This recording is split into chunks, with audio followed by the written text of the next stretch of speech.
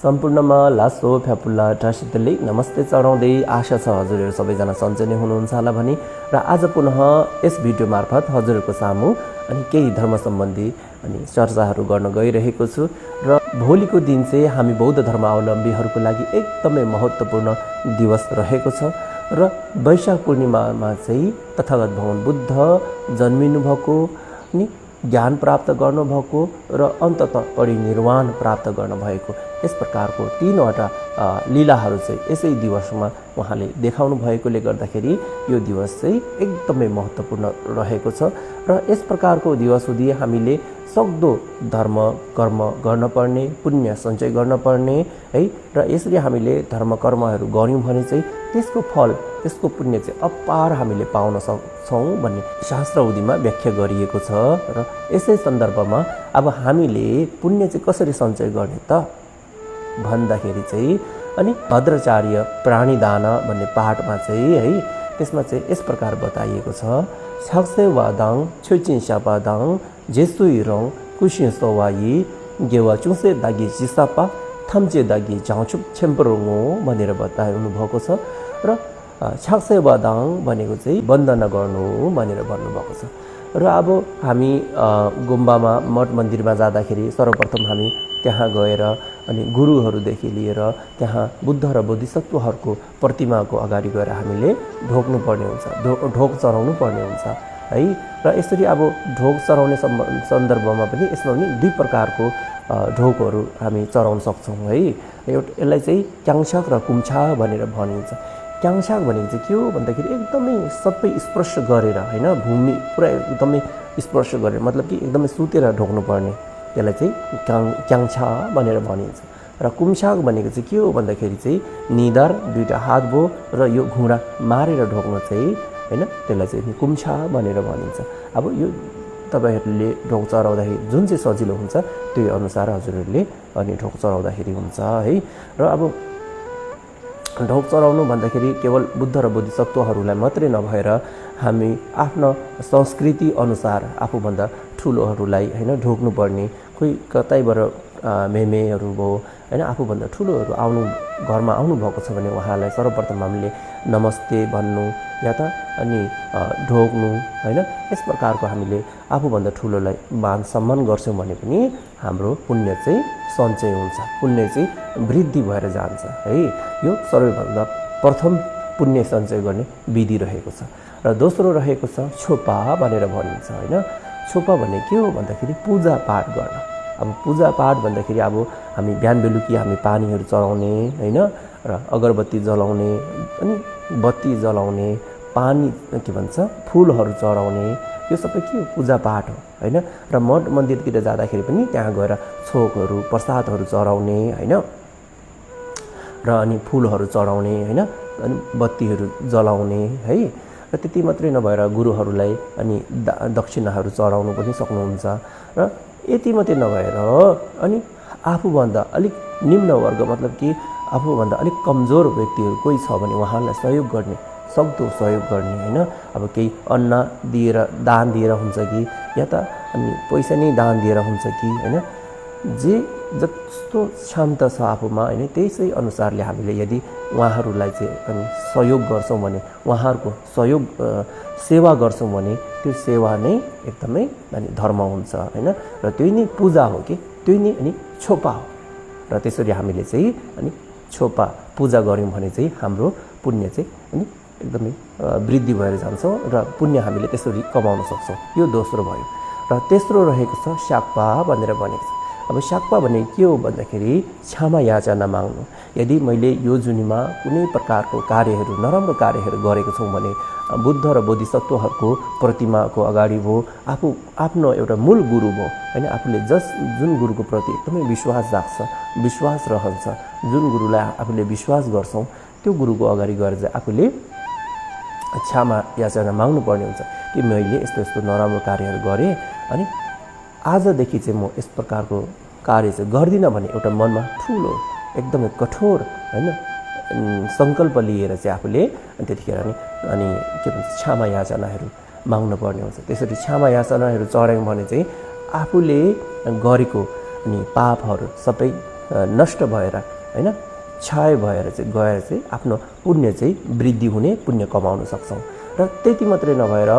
अब यो जुनीमा यदि मैले नराम्रो काम गरेको छैन भने अनि यो एउटा मानवको चोला चाहिँ रत्नरूपी चोला भन्छौँ नि हैन हामीले। र यो चोला पाउनुभन्दा अगाडि चाहिँ हामीले अनेकौँ जुनीहरू लिइसकेको छौँ कि त्यस जुनी हुँदीमा पनि कतै मैले नराम्रो कार्य गरेर चाहिँ पापहरू अहिले पनि बाँकी छ भने, अहिले पनि शेष रहेको छ भने चाहिँ त्यस पापहरू चाहिँ के भन्छ कटेर गओस् है। त्यस प्रकारको नराम्रो कार्यहरू चाहिँ मैले गरेको छु भन्दाखेरि गरेको छ भने चाहिँ अनि म अहिले क्षमा याचना माग्छु र योभन्दा पछि म चाहिँ यस प्रकारको कार्य गर्दिनँ है भन्ने खालको एउटा मनमा सङ्कल्प लिएर हामीले अनि त्यसरी बाचा भयो या त क्षमा याचना त्यसरी हामीले माग्न पर्ने हुन्छ। यो भयो पुण्य कमाउने अनि तेस्रो तरिका है। र अनि जेसु हिरोङ भनेर भनिन्छ। अब जेसु हिरोङ भनेको चाहिँ के हो भन्दाखेरि अनुमोदन गर्नु के अनुमोदन, या त तपाईँको अगाडि कसैले राम्रो कार्य गर्दैछ हैन, कसैलाई दान दिँदैछ या बत्ती जलाउँदैछ हैन, राम्रो कार्य गर्दैछ भने त्यसको प्रति चाहिँ हामी एकदमै खुसीको भावना राख्नु पर्यो। डाहा आरिसहरू चाहिँ गर्नु हुँदैन हैन। उसको प्रति चाहिँ एकदमै प्रसन्नताको भावना राख्नु पर्यो, आनन्दको भावना राख्नु पर्यो हैन। एउटा अनुमोदन हामीले गर्नुपर्ने हुन्छ। जेसु हिरोङ भन्ने नै अनुमोदन गर्नु हो है। त्यसरी हामीले गऱ्यौँ भने चाहिँ अनि उसले गरेको त्यस प्रकारको एउटा राम्रो धर्म गरेको पुण्य कमाएको सँगसँगै आफूले पनि अनि त्यसरी अनि पुण्य कमाउन सक्छ भन्ने अनि मलम पाठ हुँदीमा हामीले पढ्न पाइन्छ। र त्यसरी कसैले राम्रो कार्यहरू गर्दैछ भने त्यसको प्रति चाहिँ हामी एकदमै खुसीको आनन्दितको भावना मनमा जगाउनु नै त्यो पनि चौथो हामीले अनि पुण्य सञ्चय गर्ने विधि रहेको छ। त्यस प्रकारको चाहिँ हामीले गर्न पर्ने हुन्छ है। र 5 नम्बरमा रहेको छ कुलुवा। कुलुवा भनेको निवेदन चढाउनु हो है। जस्तो कि आफ्नो एउटा गुरु, मूल गुरु हुनुहुन्छ भने या त उहाँ बित्न आँटेको छ भने उहाँलाई चाहिँ गुरु अहिले अझै पनि हजुर दीर्घायु भई बसिदिनुहोस्, हामीलाई सद्मार्गको दर्शन गराइदिनुहोस् भनेर चाहिँ उता हामीले निवेदन चढाउँ भने हामीले अपार पुण्यहरू कमाउन सक्छौँ कि है। र एकदमै सजिलो भाषामा भन्दाखेरि यदि अब हामीले घर गाउँमा लामाहरू बोलाइ पूजापाठहरू हामी गर्छौँ है, त्यतिखेर चाहिँ अनि केवल पूजापाठ मात्रै गर्नु नलगाएर चाहिँ अनि बुद्धको अमृत रूपी वाणीहरू के कसो हो भन्ने धम्मदेशना दिनुहोस् भन्ने खालको एउटा निवेदन चढाउनु पनि हामीले पुण्य कमाउन सक्छौँ कि हैन। र यो भयो 5 नम्बरको पुण्य कमाउने तरिका। र 6वें नम्बरमा के छ भन्दाखेरि सोलवा भनेर भनिन्छ, प्रार्थना चढाउनु। अब प्रार्थना भन्ने जस्तो कि अब तथागत भगवान बुद्धको अब मन्त्र के हो अनि तायथ ओम मुनि मुनि महामुने सोहा भनेर मन्त्र जप्नु अनि बिहान उठेर टक्कै अलिकति सफा भएर अनि आफ्नो पूजा रुममा बसेर भयो र अनि गुम्बामा गएर हैन, गुम्बामा गएर गुरुहरू पढ्दैछ भने आफू पनि एक जग्गामा बस्ने टक्कै हैन, एकदमै मनलाई शान्त गरेर बस्ने र अनि बुद्धको मन्त्र तायथ ओम मुनि मुनि महामुने सोहा भन्ने र अनि चेरेजीको मन्त्र ओम माणी पद्मे हुँ है, र वज्रगुरु ओम हुँ वज्रगुरु पद्मा सिद्धि हुँ भन्ने गुरु डमिचेको मन्त्र हैन, र अनि ओम गुरु आई सिद्धि हुँ रि आमारानी जीवन्ती सोहा भन्ने हैन सेपामेको मन्त्र भयो। अनि होपामेको ओम आमी देवारी भन्ने होपामेको मन्त्रहरू भयो। र ओम वज्रपानी हुँ भेट भन्ने अनि वज्रपानीको मन्त्रहरू यसरी हैन। र अनि के भन्छ ओम वज्र सतु समय भन्ने हैन दोरेशम्बाको मन्त्रहरू हैन, यसरी हामीले मन्त्रहरू जप्नु पर्ने हुन्छ है। र यसरी हामीले मन्त्रहरू जप्यौँ भने पनि हामीले नि पुण्य कमाउन सक्छौँ। यो भयो अनि 6वें अनि पुण्य कमाउने विधि। र अन्तत 7 नम्बरमा चाहिँ के हो छ भन्दाखेरि प्राणी दान हैन। र यसरी अब जति पनि हामीले पुण्य कमाएको छौँ है, पुण्य धर्महरू कमाएको छौँ, अन्तमा चाहिँ गएर चाहिँ त्यो सबै बाँडिदिनु पर्ने हुन्छ कि बाँडिदिनु नै प्राणी दान हो। गोवा भनेर भन्छ नि त हैन, गोवा। र त्यसरी अब गोवा चाहिँ कसरी गर्ने भन्दाखेरि मैले जति पनि यो पुण्यहरू कमाएको छु त्यो पुण्य चाहिँ अन्तत नि संसारभरिका प्राणीहरूलाई चाहिँ लागोस् है, उहाँहरूको यस पुण्यले चाहिँ उहाँहरूलाई प्राप्त होस् र यस पुण्य उहाँहरूलाई प्राप्त भएर उहाँहरूको दुःख कष्टहरू सबै नै नष्ट भएर गओस् है भन्ने एउटा मनमा मनै देखिने त्यस प्रकारको भावनाहरू जगाउनु पर्ने हुन्छ। अन्तमा ङमलम गर्दाखेरि चाहिँ है। र यसरी गऱ्यौँ भने चाहिँ हामीले आफ्नो एउटा धन पैसाहरू एउटा ब्याङ्कमा लगाएर अनि राखेको चाहिँ त्यो चाहिँ सुरक्षित हुन्छ नि त होइन। यदि ब्याङ्कमा राख्यौँ भने हामीले कमाएको पैसाहरू ब्याङ्कमा राख्यौँ भने त्यो सुरक्षित रहन्छ नि त होइन। त्यस प्रकारको नै अन्तमा हामीले धर्म पुण्यहरू कमाएर यसरी ङमलम गऱ्यौँ भने चाहिँ अनि ब्याङ्कमा राखेको पैसा चाहिँ सुरक्षित रहन्छ कि त्यो धर्म चाहिँ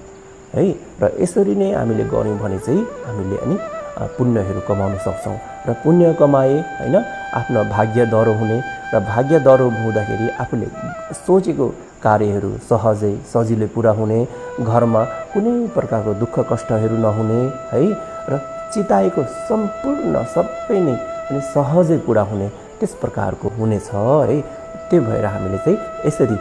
पुण्यहरू सञ्चय गर्नुपर्ने हुन्छ है। र यति भन्दै मेरो आफ्नो शब्दलाई यहीँ विराम दिन चाहन्छु। हस्त धन्यवाद। सबैको जय होस्। शुभम मस्तु।